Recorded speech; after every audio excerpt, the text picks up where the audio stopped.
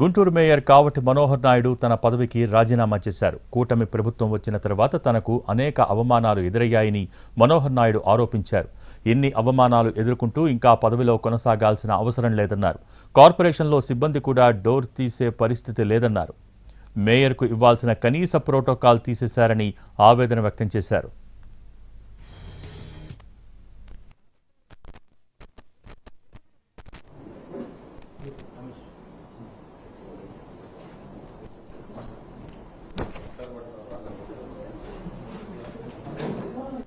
పదిహేడవ తేదీన సమావేశం నిర్వహించండి అని చెప్పేసి మేము కమిషనర్ గారికి లిఖితపూర్వకంగా పట్టుకునేది.